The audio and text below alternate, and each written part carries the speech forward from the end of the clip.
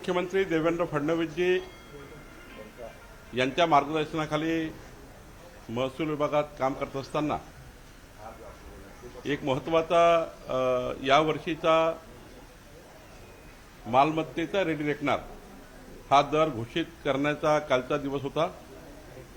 आमच्या आयजीआर टीमने आमचे से बिनवडे जे आयजीआर आहेत या टीमने अत्यंत मेहनतीने आणि पारदर्शीपणे या वर्षीचा 25-26 चा जो रेडी रेकनर रेट होता तो 26-27 मध्ये कुठलीही दरवाढ न करता हा कायम केलेला आहे। तसा जर आपण विचार केला तर 15 ते 18% दरवाढ अपेक्षित होती जे काही शिफारशी आल्या होत्या, पण एकंदरीत युद्धजनक परिस्थिती पाहता युद्धजन्य परिस्थिती बघता आणि येणाऱ्या काळातली थोडी महागाई बघता समजा असं जर परिस्थिती निर्माण झाली की महागाई वाढता अशा वेळी अधिक आर्थिक भार लोकांवर येऊ नये, मालमत्तेवर येऊ नये याकरता मागच्या वर्षीचा मूल्यदर यावर्षी सुद्धा तसाच ठेवण्यात आलेला आहे।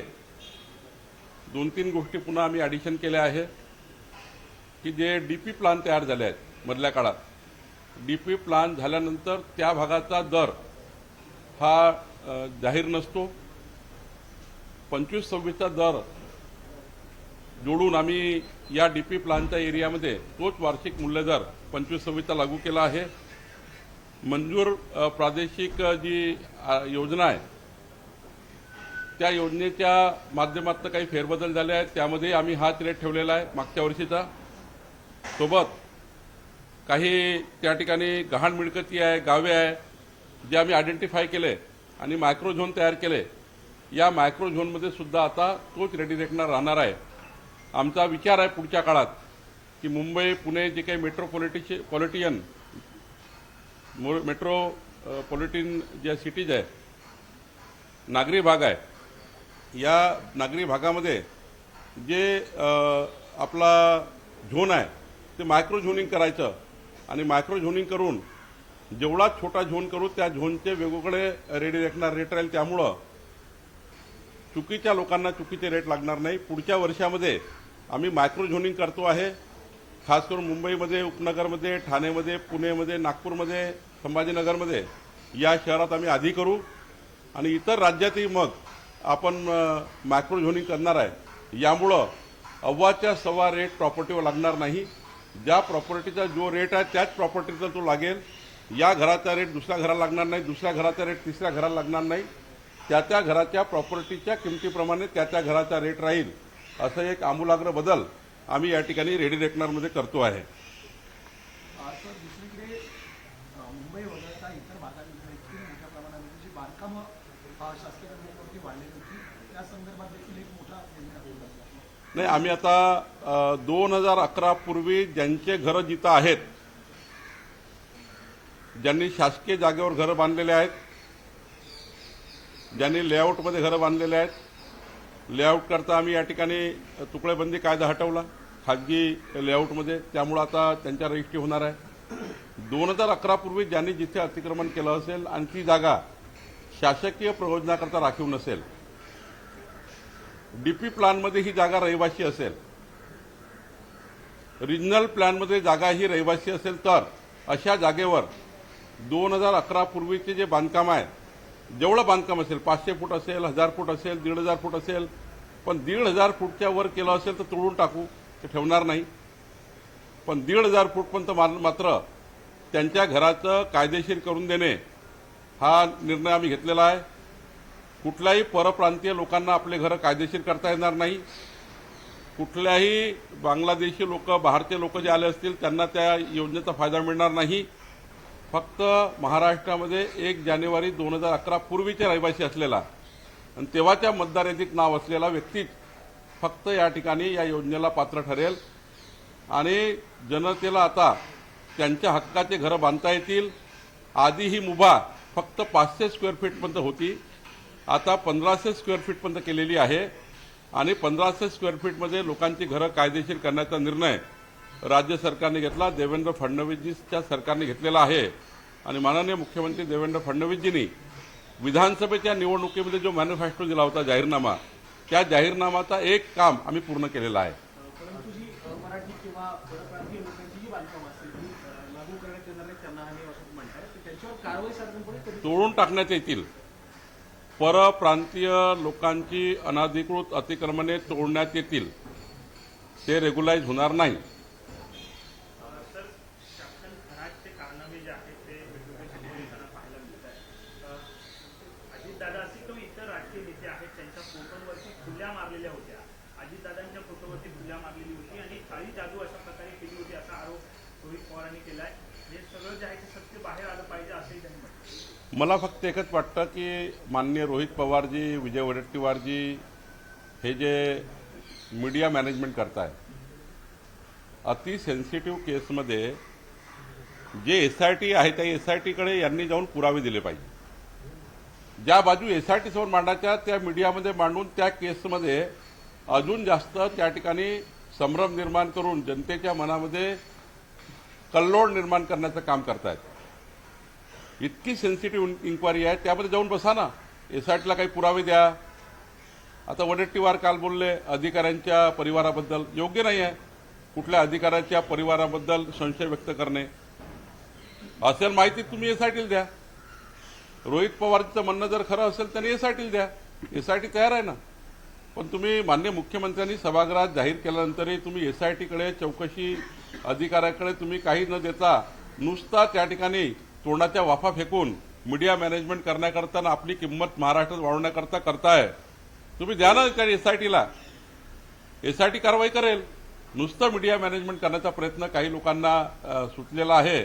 प्रत्येक गोष्टीमध्ये राजकारण आणण्याचा प्रयत्न आहे. त्यांनी माननीय देवेंद्रजींनी खुला आवाहन केलं आहे, SIT समोर आपले पुरावे द्या. खरात प्रकरणामध्ये ज्या मोठ्या मंडळींचा समावेश असण्याची नावं समोर येत आहे, या मंडळींची नावं जर सिद्ध झाली किंवा एकंदर या सगळ्या लोकांचा सहभाग सिद्ध झाला तर राज्यातलं महायुतीचं सरकार पडू शकतं असं एकनाथ खडसे म्हणतात. असं आहे, 51% मतं मिळवून सरकार आलं आहे. हे काही अल्पमतातलं सरकार नाही. त्यामुळे एकनाथजी खडसे साहेबांनी सरकार पाडण्याच्या गोष्टीतनं दूर राहावं. एक राहिला प्रश्न, मोठ्या नेते जर त्या चौकशीमध्ये असतील, जे सर्वसाधारण माणसाला चौकशीमध्ये जे नियम आहे, जो कायदा आहे, जी शिक्षा आहे, ती मोठ्या माणसांना होईल. त्यामध्ये कायद्याच्या राज्यामध्ये कोण वाचणार आहे? छोटा की मोठा सारखाच असतो. त्यामुळं ज्यांना छोट्या माणसाला शिक्षा आली मोठ्याही माणसाला होईल. पण याचं सरकार पडणार आहे, हे जे जनतेमध्ये जाऊन सरकार पाडा, अशा काही घटनातून सरकार वगैरे पडत नाही. जनतेत जा, जनतेत मतं मिळवा. आता ते किंचित किंचित होत चालले आहे. सरकार पाडण्याचा कशाला विचार करता? टॅक्सचा नुकताच एक अहवाल आलाय. त्यांनी सरकारच्या जवळपास 891 कोटीच्या खर्चावर प्रश्नचिन्ह उपस्थित केलं. मागील 10 वर्षात जवळपास 10,000 प्रश्न जे आहेत ते प्रलंबित असल्याचं म्हटलं. नाही, कॅगच्या अहवालात जे काही पॅरा येतात ना, त्यामध्ये आम्ही म्हणतो रिप्लाय करतो, सरकार त्यांचं खंडन करतं. हे येतात, प्रत्येक विभागात येतात, प्रत्येक खर्चावर येतात. पण त्याचं अधिक स्पष्टीकरण मात्र झालं तर कॅगचा जो काही मुद्दा आहे तो ऑटोमॅटिक निरस्त होऊन जातो, संपून जातो. त्यामुळे मला वाटतं कॅगच्या रिपोर्टबद्दल सरकार नेहमीच कॅगचे खुलासे करत राहतं. खरातची जी पत्नी आहे तिच्या नावे सुद्धा अनेक संपत्ती जी आहे ती समोर येताना पाहिलं मिळते, अनेक व्यवहार समोर येताना पाहिलं मिळते. मुलाला अटक झालेली आहे, पत्नी मात्र फरार आहे. नाही, जिथे असेल तिथून सरकार आणतात, पोलीस आणतात. पोलीस आपले सक्षम आहे महाराष्ट्राचे. महाराष्ट्र पोलीस हे देशातली सर्वात चांगली पोलीस आहे. त्यामुळे संशय व्यक्त करू नका. जिथे असेल तिथून हुडकून काढेल. आणि अवैध संपत्ती जमा करणे, नियमबाह्य संपत्ती असणे हे सर्व कायद्याच्या कक्षेत आहे. त्यामुळे मला वाटतं कायदेशीर ज्या बाबी आहे, ती खरातची पत्नी असो की कोणी असो, त्यांना धुणून सरकार काढेल आणि कारवाई करेल. बऱ्याच जमिनी आहेत त्या घेतलेल्या पाहायला मिळतात. त्यामुळे महसूल विभाग तुमच्याकडे आहे.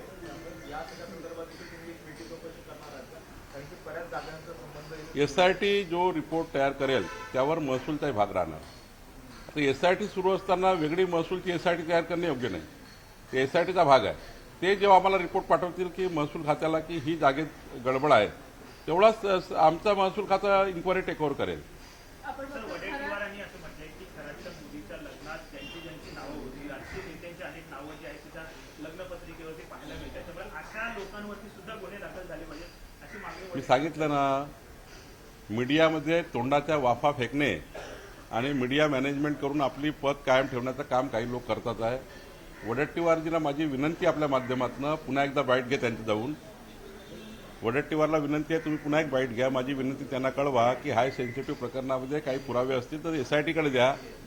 मीडियामध्ये बोलून काय फायदा आहे? आपण बघतोय जैन मुनी आणि जैन व्यावसायिकांना खरात यांनी मासा खाण्यासाठी भाग पाडलं. त्यांनी सुद्धा SITला या सगळ्या पद्धतीचा तपास हा दिलेला आहे. कुठेतरी धार्मिक भावना भडकवण्यात आल्याचे सुद्धा प्रयत्न केल्याने जैन समुदाय नाराज असल्याचं पाहायला नाही, ठीक आहे. त्यांनी त्यांचाही सुद्धा जी भावना आहे ते पत्राद्वारे जर SITला कळवलं तर SITची दखल घेईल. नारायणीचं आहे ते धर्मांतर केलं जाते असं समुदाय म्हणतायत जैन समुदायांकडून. दुसरीकडे धर्मांतर कायदा आणला मात्र यांना जैन मुनी आचार्य नयन पद्मसागर म्हणाले होते. मला माहिती आहे, पण माझं एवढंच म्हणणं आहे की जैन पद्मसागर महामुनी जी आहेत, नयन पद्मसागरजी, त्यांनी कुणाच्या दाखल्यावर बोलले, काय बोलले याच्यावर मला काही जास्त अभ्यास नाही. त्यामुळं मी याचं उत्तर देणे काही योग्य नाही. मुंबईच्या महापौर नरहरी झिरवाळ यांचा राजीनामा घेतला जाईल अशी चर्चा जी आहे ती सुरू झाली आहे. तो संपूर्ण अधिकार माननीय उपमुख्यमंत्री सुनेत्राताई पवारांचा आहे. त्यांनी त्यांच्या पक्षात योग्य निर्णय करायचे आहेत. संजय राऊत असं म्हणतात की सरकारने घेतलेले जे काही आर्थिक निर्णय आहेत तो ठेकेदारांना फायदेशीर आहे. त्यामुळे राऊत म्हणतात की जे काही निर्णय घेतात ते ठेकेदारांच्या फायदेशीर आहेत. संजय राऊत आजकाल कोणी ऐकत नाही, मी ऐकलं नाही. आपण बघतोय की अकोल्यामध्ये पोलीस अधिकाऱ्यांकडनं शरीरसुखाची मागणी करण्यात आलेली आहे आणि या सगळ्या प्रकरणानंतर महिला या अतिशय आक्रमक झालेल्या आहेत. एकीकडे महिला आयोगाच्या अध्यक्षांनी राजीनामा दिल्यामुळे दाद कोणाकडे मागावी काही प्रश्न निर्माण झाले. नाही, आता सक्षम गृह खाता आहे, माननीय मुख्यमंत्र्याकडे काही त्यांनी मागणी केली किंवा तेथील पालकमंत्री आहे, सरकार आहे, पोलीस स्टेशन आहे, त्यांनी योग्य मागणी केली तर 100% त्या ठिकाणी कारवाई होतं. तुम्ही आपल्या माध्यमातून अशा आमच्या बहिणींना विनंती आहे, त्यांनी तातडीनं गुन्हे दाखल करावे. गुन्हे दाखल करून माननीय मुख्यमंत्री आहे, मी वाटल्यास माननीय मुख्यमंत्र्यांना माहितीच आहे, पण अजूनही मी त्या ठिकाणी पुढाकार घेईल, पण त्यांना न्याय मिळेल. मुंबईच्या महापौर गेल्या 4 दिवसांमध्ये माझा घसा हा खराब होता आणि जैन मुनींनी दिलेल्या औषधामुळे माझा घसा बरा झाला. आणि या सगळ्या वक्तव्यानंतर अंधश्रद्धा वाढत असल्याचं सुद्धा मत पाहायला मिळतंय. अंधश्रद्धाचे निकष वेगळे आहे. जैन महामुनी दिलेल्या आशीर्वादाचे वचन वेगळे आहेत. समाजाचं स्वास्थ्य निर्माण करण्याचं काम जैन महामुनी करतात आणि त्यामुळे भावनेच्या आधारावर त्यांनी बोललं असेल आमच्या महापौरांनी, त्यावर तुम्ही अदरवाईज घेऊ नका. भक्तिसागर समाजामध्ये एक चांगल्या पद्धतीचा आदर्श निर्माण करण्याचं काम जैन महामुनी करतात. त्याच्या आधारावर एखादी गोष्ट महापौरांनी बोलली त्याच्यावर अंधश्रद्धा आहे असं आणणे काही योग्य नाही आहे. अंधश्रद्धेचा वेगळा त्या ठिकाणी निकष आहे, कायदे आहे, त्यामुळे याला अंधश्रद्धेशी जोडणे काही योग्य नाही. सर, काल फायनान्शियल इयरच्या शेवटच्या दिवशी आपण पाहिलं 4 दिवसांमध्ये तब्बल 1100 GR शासनाने रिलीज केले. त्याच्यामध्ये 350 450 गेल्या 2 दिवसातले GR आणि शनिवार रविवारी सुट्टीच्या दिवशी 200 GR आहे. असा 31 मार्चला कुठलंही सरकार 3 दिवस जे काही तुमचे अकाउंट्स आहे, जे काही पैसे डिस्बर्स करायचे आहे ते करत असतं. त्याच्यात नवीन GR काही नसतं. तुम्ही जे बजेट अमाऊंट ठेवलेलं आहे ते बजेटेड अमाऊंटला खाली डिस्बर्स करणे. समजा नागपूर जिल्हा परिषद आहे, त्यांचं समजा 20 कोटी बाकी आहे, ते 31 मार्चला ते 20 कोटी पाठवतात. शेवटी हे नवीन नसतं. जे काही तुमचं बजेटेड अलॉकेशन आहे त्या बजेटेड अलॉकेशनला डिस्बर्स करणे, ते खाली पाठवणे, याकरता ते GR काढतात. त्यामुळं हे फायनान्स डिपार्टमेंट मागच्या 50 वर्षापासून हेच चालतं. त्यामुळे याच्यात नवीन नसतं काही. वर्षभरामध्ये ही कामं का केली जाते? बजेट एकदम शेवटच्या शेवटच्या दिवसापर्यंत का चाललं? 31 मार्चपर्यंत जातं. शेवटी लेखाजोखा तयार होतो 31 मार्चलाच पर्यंत जातं आणि शेवटी समजा 1000 रुपये बजेट अमाऊंट ठेवला असेल आणि 800 रुपयाचं काम झालं असेल तर 800 रुपये जातात. शेवटच्या दिवशी तुम्हाला पूर्ण कट देतं, केवढं किती काम झालं त्याचं कंप्लायन्स म्हणजे कम्प्लिशन सर्टिफिकेट येतं, CC येतं. म्हणजे फायनान्स डिपार्टमेंट त्या विभागाला CC मागतं, कम्प्लिशन सर्टिफिकेट, आणि तेवढ्याच सर्टिफिकेटच्या आधारावर मग तेवढा पैसा रिलीज होतो. म्हणून ते नवीन GR निघतात. पारदर्शकता आहे सर्व निर्णय. एकदम पारदर्शकता आहे. देवेंद्र फडणवीसचं सरकार, आमचं सरकार गतिमान, पारदर्शी, लोकाभिमुख काम करत आहे. लोकाभिमुख सरकारचं प्रतिबिंब जनतेच्या मनावर ठसलेलं आहे. म्हणूनच तुम्हाला महानगरपालिका, नगरपालिका, जिल्हा परिषदमध्ये मोठा विजय मिळाला आहे.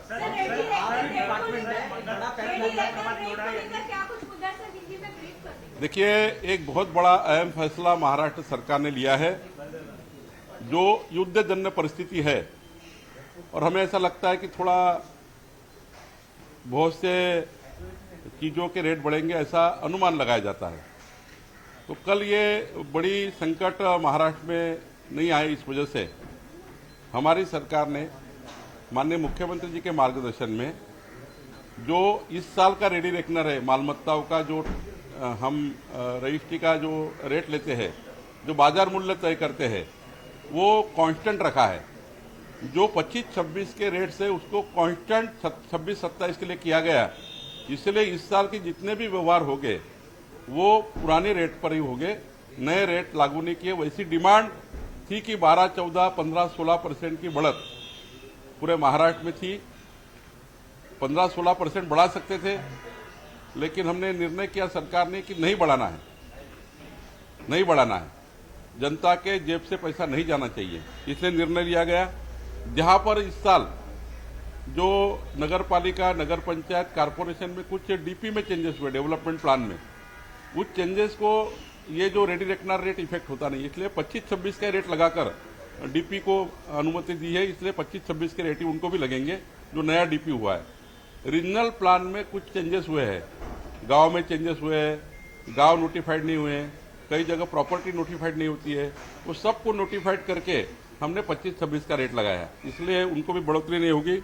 और कुछ पिछले रेडी रेकनर में गलतियां होती है. कभी कभी ये प्लॉट है, उसके बाजू का दूसरा प्लॉट है, ये प्लॉट को अलग रेट है, ये प्लॉट को अलग रेट है बाजू वाले को, इसको सेम रेट पे लाना पड़ता है. वो उसको हमको करेक्शन करना पड़ता है. तो ऐसी कई प्रॉपर्टी थी कि वहाँ एक को ज्यादा है, एक को कम है, सेम प्रॉपर्टी है, उसका करेक्शन हमने कर लिया है. इससे लोगों को फायदा होगा. बहुत लोगों की चिल्लाटी में बाजू वाले को तो 1000 रुपये रेट है, मुझे 2000 रुपये लगा दिया, तो उसका एक बहुत बड़ा नुकसान था. वो भी हमने करेक्शन कर लिया है, ये भी हमने किया है. और जो हमने माइक्रो जोनिंग किया है, अब हम सोच रहे हैं कि महाराष्ट्र में हम हर सिटी का माइक्रो जोनिंग करेंगे. मुंबई, पुणे, ठाणे, उपनगर, नागपुर, संभाजीनगर, ऐसे शहरों का माइक्रो जोनिंग करने से क्या होगा, जो प्लॉट का जो रेट है उसी प्लॉट को लगेगा, इसका रेट उसको नहीं लगेगा. तो जिस प्रॉपर्टी की जो वैल्यू है उसको डिसाइड की जाएगी. तो ये माइक्रो जोनिंग का भी प्रोसेस सरकार ने किया है. और आगे चल के पूरा 3 सालों में पूरे महाराष्ट्र का माइक्रो जोनिंग होगा, जिसके आधार पे चिल्लाट सारी बदल जाएगी, जनता का नुकसान नहीं होगा.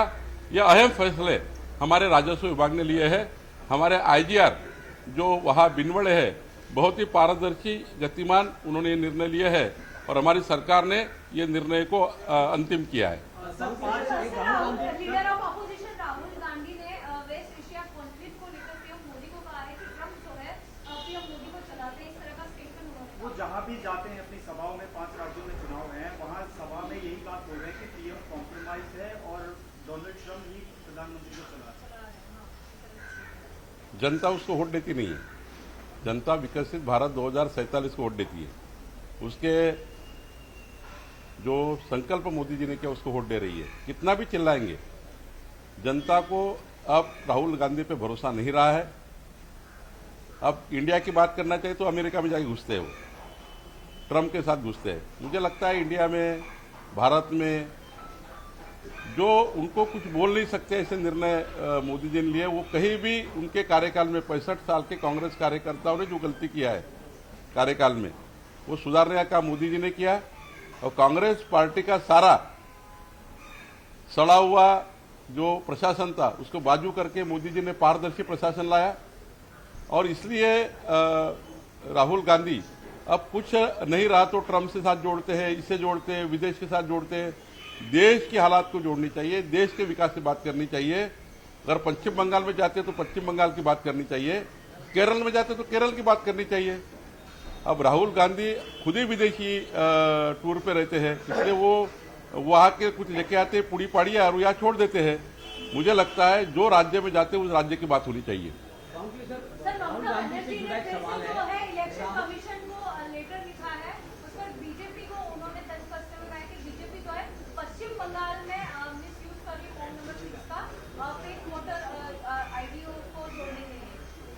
जब व्यक्ति हारता है तब ये सारी चीजें करता है। ममता बनर्जी के आखिरी चुनाव है और बहुत भारी वोटों से हारने वाली है। पिछले बार थोड़ा सी बच गई, आखिरी में थोड़ा सहानुभूति ले ली। इस बार कुछ सहानुभूति नहीं है, इस बार चुनाव हारना तय है। इसलिए अलग अलग रोज आरोप लगाकर, रोज अलग अलग, कभी वोटर लिस्ट पे, कभी मशीन पे। अब देखेंगे हारने के बाद ही बोलेंगे मशीन खराब थी, पक्का लिख लीजिए। अब मशीन खराब हो जाएगी, ऐसा बिल्कुल पक्का लिखेंगे वो। अब लिखेंगे वोटर लिस्ट खराब है। राज्य में मुख्यमंत्री आप हो, प्रशासन आपके कंट्रोल में है, प्रशासन आपके हाथ में है, और आप कहते हो कि ऐसा हो गया। आप मुख्यमंत्री है, वहां आपके डिप्टी कलेक्टर, आपके तहसीलदार है, आपके प्रशासन मानने वाले लोग हैं। इतने जल्दी बदल गए? हार रही है और बहुत वोटों से हार रही है। इसलिए ये सब अलग अलग प्रकार के आरोप ममता बनर्जी लगा रही है। राहुल गांधी से लेकर सवाल मुझे, वंदे मातरम का राहुल गांधी बात फिर बांग करते नजर, उनका एक वीडियो सामने आया कि वंदे मातरम गाया जा रहा था, राहुल गांधी अपने कुर्सी पे बैठे थे। कैसे दिखते राहुल गांधी की चर्चा? देखिए, कोई संस्कार ही नहीं है वंदे मातरम के उन पर। राष्ट्रगान के भी संस्कार नहीं है, वंदे मातरम के संस्कार नहीं है। समझे कि समझता ही नहीं वंदे मातरम का अर्थ। जरा अर्थ खुले, एक एक वर्ड से वंदे मातरम के, उसका अगर राहुल गांधी खोले तो समझे क्या है वंदे मातरम। कभी सोचा ही नहीं है, कभी पढ़ा ही नहीं है, कभी लिखा ही नहीं है, 4 लाइन बोल भी सकते नहीं है, इसलिए ये हरकतें करते हैं। जमीन मोजणी संदर्भात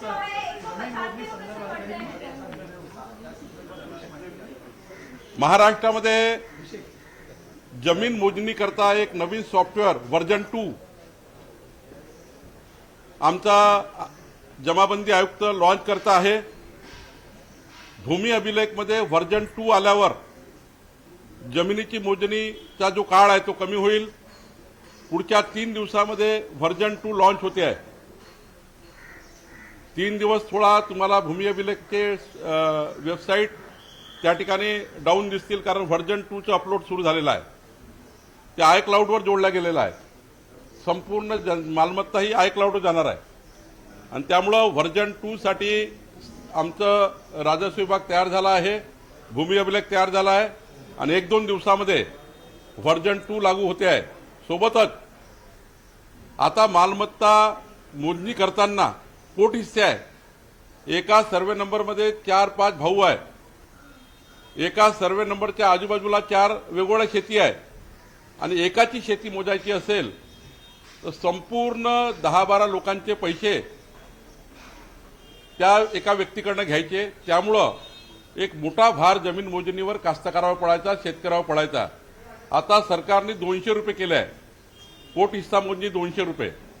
त्यामुळे 5 जणांचा जरी हिस्सा मोजायचा असेल तरी 1000 रुपयामध्ये, 1000 रुपयामध्ये फक्त जमिनीची मोजणी होऊ शकतं। आता जे 10,000 रुपये लागायचे शेतकऱ्यांना ते 1000 रुपयात होणार आहे। 200 रुपये पोट हिस्सा केलेला आहे। आधी तो समजा 1000 रुपये मोजणी एका व्यक्तीची असेल तर 1000 10 लोकांचे पैसे त्याला भरावे लागत होते शेतकऱ्याला, एका शेतकऱ्यांना। 10 लोकांची मोजणी झाल्याशिवाय मधली मोजणी होत नाही, कारण सर्वांची मोजणी करावं लागतं। म्हणून तो शेतकऱ्याचा भार कमी केला। फक्त 200 रुपये केल्यामुळं जे 10,000 रुपये शेतकऱ्याची मोजणी होती ती आता 1000 रुपयावाली आहे। शर्तभंगाचे अधिकार महसूल मंत्र्याला होते, पण आम्ही कायदा बदलला। लहान लहान शर्तभंग करता नंदुरबार, सिंधुदुर्ग, रत्नागिरी, गडचिरोलीच्या लोकांना मंत्रालयात खेटे मारावे लागत होते। आता शर्तभंगाचे अधिकार कलेक्टरला 10 लाख रुपयापर्यंत, कमिशनरला 20 लाख रुपयापर्यंत हे दिल्यामुळं 90% प्रकरण मंत्रालयात येणार नाही। क्लास 2 क्लास 1 आता प्रकरण येणार नाही तिकडे 1 कोटी रुपयापर्यंत, 1 कोटी रुपयापर्यंत खालीच निर्णय होणार। शर्तभंगाचे निर्णय खाली होणार। 90% लोक मंत्रालयात येणार नाही, मंत्रालयाची गर्दी कमी होईल। अधिकाराचं विकेंद्रीकरण गरजेचं आहे का अशा प्रकारे? Ease of doing business. अधिकाराचं विकेंद्रीकरण केल्याशिवाय राज्य पुढे जाऊ शकत नाही। लहान लहान शेतकऱ्याला महसूल मंत्र्याच्या घरी यावं लागतं, हे काही योग्य नाही आहे। कलेक्टर आणि तहसीलदारकडेच निर्णय झाले पाहिजे आणि कलेक्टर आणि तहसीलदारने सुद्धा 30 दिवसात निर्णय घेतले पाहिजे। कुठलीही कॉशी ज्युडिशियली केस 90 दिवसात संपली पाहिजे। 90 दिवसाच्या वर आणि 2 हिअरिंगच्या वर कोणी शेतकरी तहसीलदारकडे जाणार नाही. वर्षानुवर्ष 10-10 वर्ष केस चालू आहे. त्यामुळे शेतकरी कंटाळले आहे. महसूल खात्याचं नाव खराब होत आहे.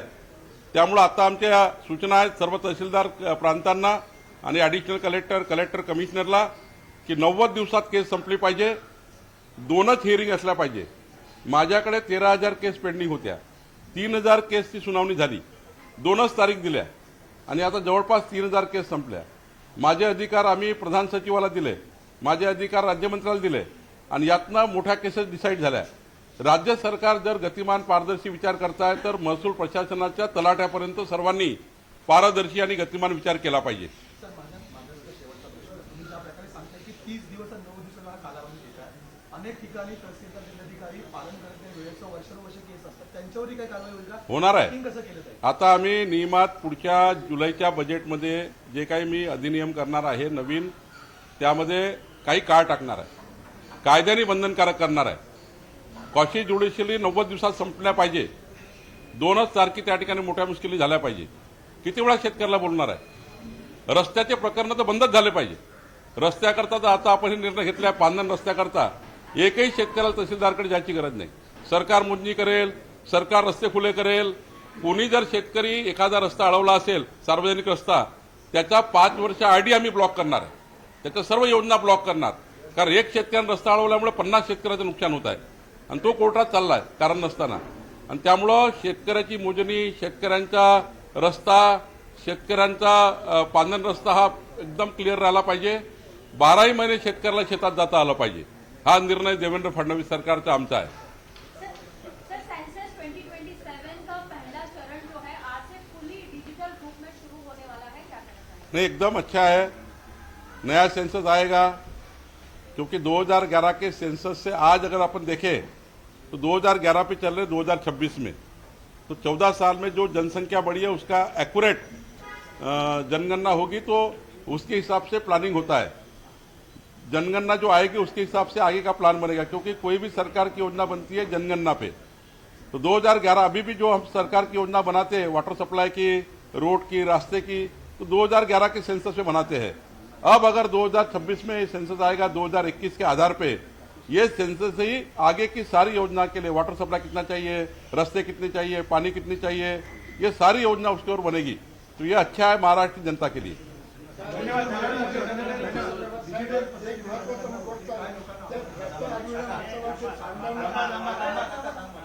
महाराष्ट्रामध्ये जनगणना ही देशामध्ये महाराष्ट्रामध्ये सुरू झालेली आहे.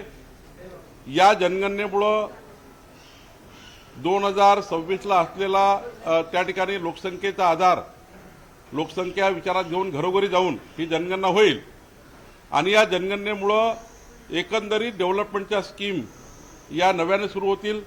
आत्ता महाराष्ट्रात देशामध्ये ज्या काही स्कीम चालू आहे, वॉटर सप्लाय असेल, एज्युकेशन असेल, जो काही आर्थिक आपण बजेट तयार करतो, जे काही बजेट करतं केंद्र सरकार, राज्य सरकार, जे काही जनतेला फॅसिलिटी येतं ते 2011च्या सेन्सस देतं. एखाद्या गावात 2011 मध्ये 1000 लोक आहेत, आता 2000 झाले, तर सेन्सस आल्यानंतर तेवढ्या लोकांसाठी योजना बनेल. त्यामुळे सेन्सस हे या देशाचा मूळ आहे, या देशाचा गाभा आहे. सेन्सस असल्याशिवाय कुठलाही अंदाज बांधता येत नाही. सेन्सस असल्याशिवाय कुठल्याही योजनांना त्या ठिकाणी योजनांना अपेक्षित त्या ठिकाणी निधी मिळत नाही. सेन्सस आल्यानंतर मात्र सर्व योजना हे 2021च्या सेन्ससनुसार होतील. त्यामुळं लोकांना या सेन्ससची फार गरज असतं आणि सर्वच कुठल्याही सिस्टीममध्ये सेन्ससवरच काम करावं लागतं. तुम्ही अधिकाऱ्याच्या नियुक्त्या करा, प्रशासन करा, सरकार करा, योजना करा, कुठलाही सेन्ससचाच आधार असतो. त्यामुळे सेन्ससच महत्त्वाचं आहे आणि ते अपेक्षित आहे, लवकर झालं पाहिजे. ही जनतेची आणि सरकारची जबाबदारी आहे.